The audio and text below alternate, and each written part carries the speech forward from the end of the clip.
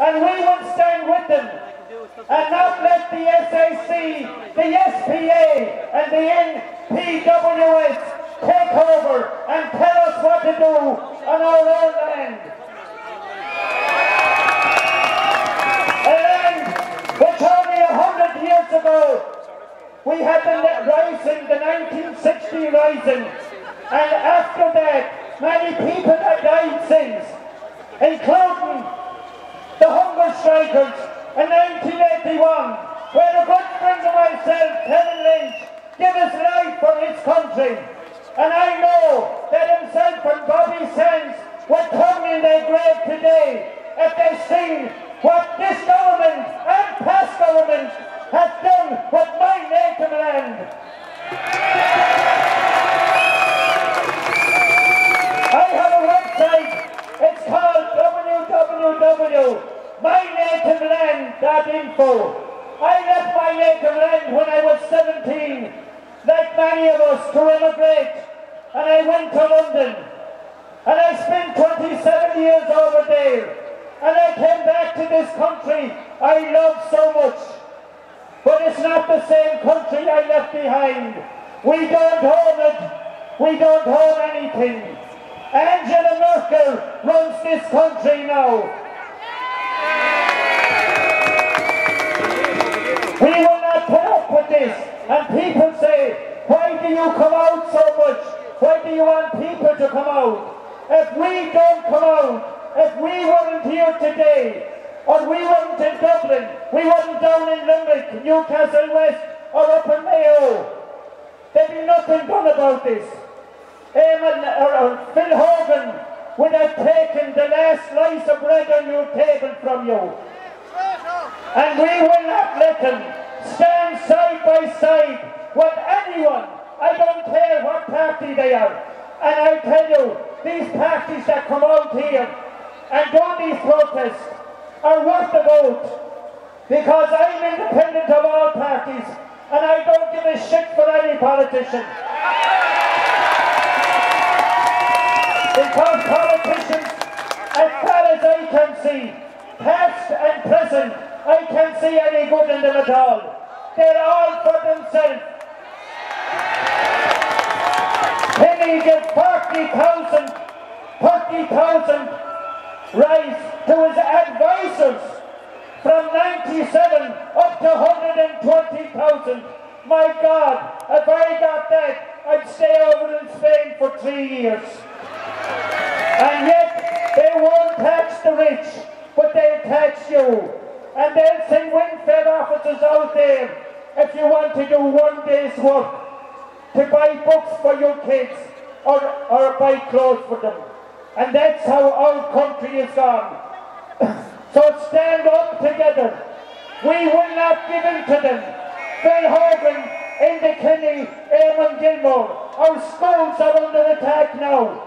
And we will not let them. Our children have the right to education.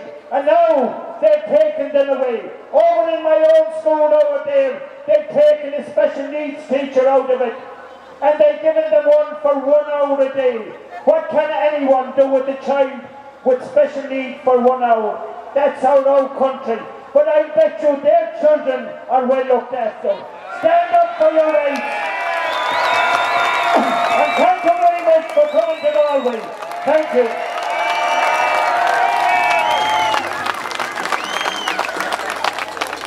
Just before we take in any other speakers, Ruth Coffinger, just part of the organising committee, just wanted to explain about where we take this protest.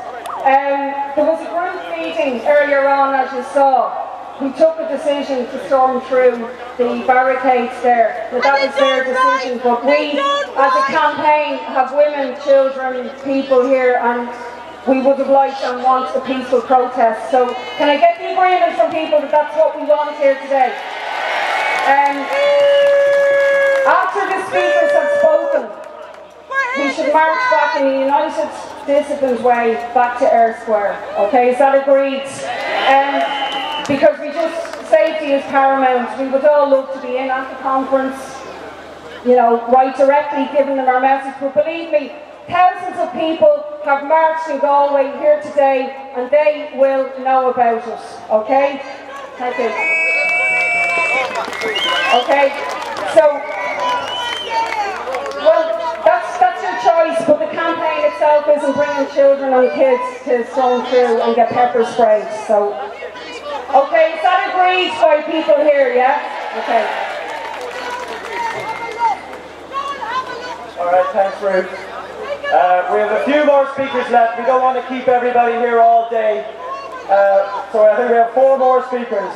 And we'll be marching back to Eyre Square in a well-disciplined manner, as Ruth had suggested. So we have a speaker here from the Offaly campaign. Take a look, for God's sake!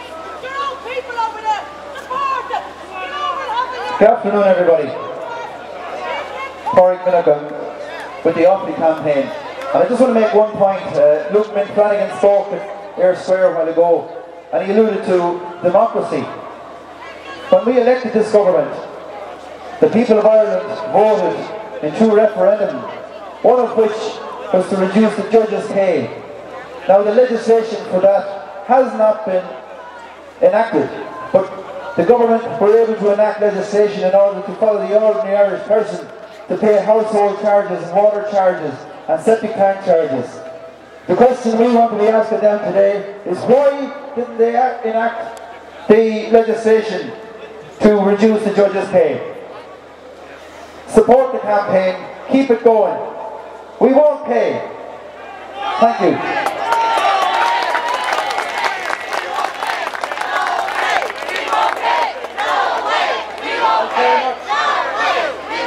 Our next speaker is from the Rural Schools in Connemara campaign, Micheál Mac Donnchadh.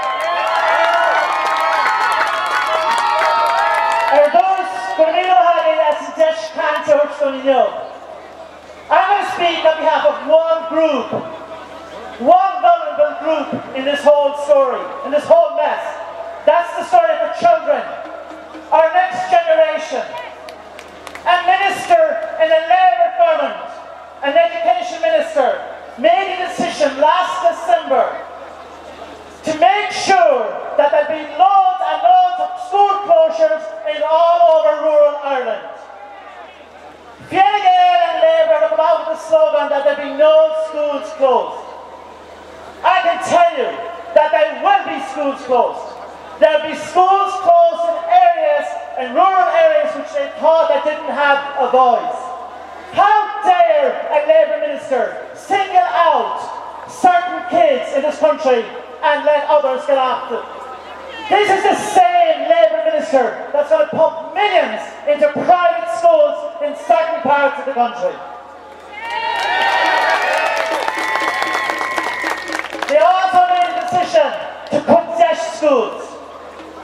After a huge campaign, you had Labour backbenchers running to their ministers and begging them to go back on it. He did go back on it, but he didn't go back on our kids in rural Ireland. How come a child in a DEIS school is now more important than a child in rural Ireland? We need your support. We're only a small gang. We're only a small crowd. We need everyone's support to make sure that we continue to give the same level of education to our children in rural Ireland as the rest of the children in the rest of the country get. Got a big amount.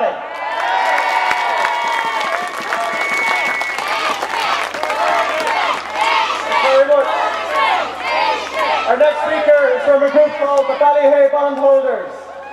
Hi, Dermot.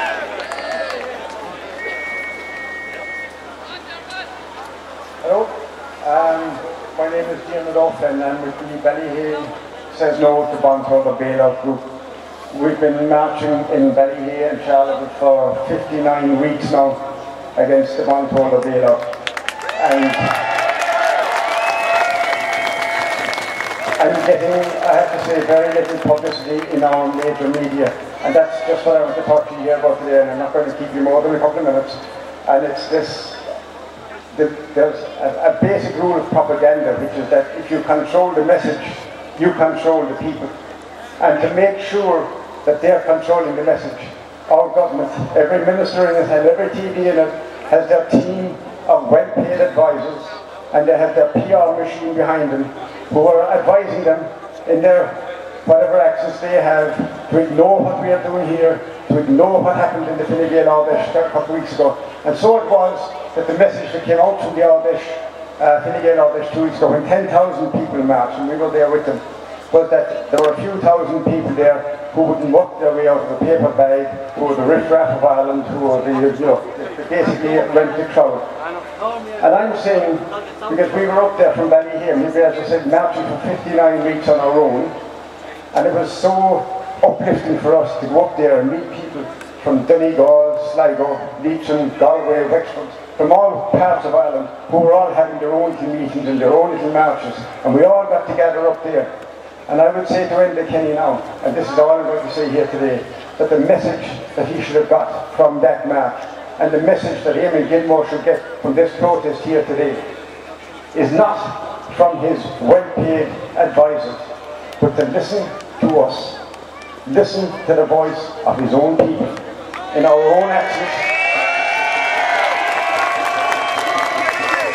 in our local accents, and the message we want them to get is this. They're giving us all these messages now. The message we want him to get is this. We are sick of them coming to us with the diktats and the deadlines and the demands of the ECB and the EU. That was not why we elected you. We elected you to bring our demands to the ECB. And the first demand we had, because everything that we are protesting about, all the austerity and everything else that we are protesting about, every road leads back to the bank bondholder bailout.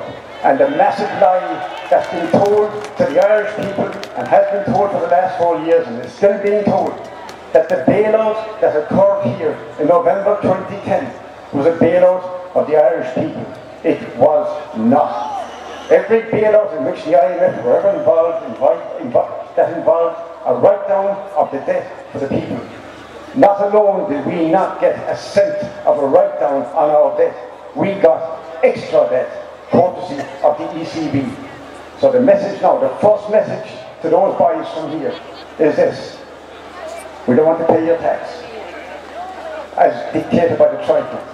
We do not want to pay the promissory notes. 37 billion that was borrowed to pay bondholders, not a cent of which went into our pockets. That should be our message here today. We're marching again in Ballyhale tomorrow, 59th March. Anybody from down around the Cork area, West Limerick, is welcome to join us tomorrow morning, 11:30 in Cork. And we're going to continue that for as long as it takes. Thank you very much. All right, we have a couple more very quick speeches. The next speaker is from the Athlone campaign. No, you're not at all, look. Not even a little bit. Hello, ladies and gentlemen, and thank you all for turning out. But I need each and every one of you to do me a favour on Monday. I'm the PRO of the Athlone branch of this campaign. The most frustrating job I've ever had. We cannot get on the airwaves. RTE will not give us a right to reply. They will not give us fairness and equality. So I need everyone here in this crowd to get their family and friends to email in to RTE with complaints. Also, we're paying their wages. Excuse me, let me finish. Also, if that doesn't work, get onto the broadcasting authorities and put in enough complaints to them. They have to do something to let us on the airwaves. There's not enough of us on the airwaves now. It's a good turnout, but we need to be heard. Now the other thing is, do not wait past Monday, not to wait for the government to come to us, go to them. Go back to your towns, your villages, your cities, and get in your councillor spaces. And tell them you will remove them all, each and every one of them. And then we will remove their politicians after that, because they're not doing their job. The last thing I'd like to say to you all, this is our country. Our country. And then at about time we stood up and took it back.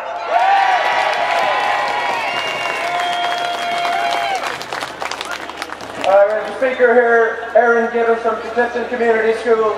30 seconds. Gee, Aaron Gibbons is Alan Douglas, Asa Glahame. Thomas Giri Skull, Silhana Skull, Carrot Glam Nua, the Carrot of Liam. Pagasa Squalus, Skulchin, a Crit Le Folk, or V Mission, or Milanigate, Shop to Shop, Rai, Milanigate. Agus Upton. Agus Panamunchori, Agus Ladalki Scola, a Crit Le Folk, Igoni. Agus Commissioner Raleigh, Rory Quinn, agus a Chuck Goreelta, the G on holiday home at Oige, Igloch na Rome. Not will she Feroche, Agus not will she Shin Card. I think that Rory Quinn should listen to us today. Surely it's not right or just that he would stand shoulder to shoulder with the great students of Clifton Community School last summer on his summer holiday and stand and get a contact high and a soundbite on the 6 o'clock news sharing their wonderful success. When I was in the school there was an 80% dropout rate. Our brightest and our best had left by the time I did my intercert. 70 started in 1974 and 12 of us finished, and out of those 12, 4 passed their leaving cert. So it was of such great joy to all of us parents of children in Clifton Community School to see them doing so brilliantly. And of course Rory Quinn got a wonderful soundbite on the 6 o'clock news. But when the school found out 2 weeks ago that we were left out of the 5-year building plan, Rory Quinn refused to meet a delegation of the parents, but that didn't get on the 6 o'clock news. So, I would like to stand here as a parent of children of a daughter in Clifton Community School in solidarity with the teachers in Ardmore and all of the other cutbacks in education and say, shame on you in your holiday home in Roundstone, Rory Quinn. And instead of saying, Rory Quinn, Aishlin, Ernos Podger, Bicart come off with your all, Rory Quinn, be a gay stuff.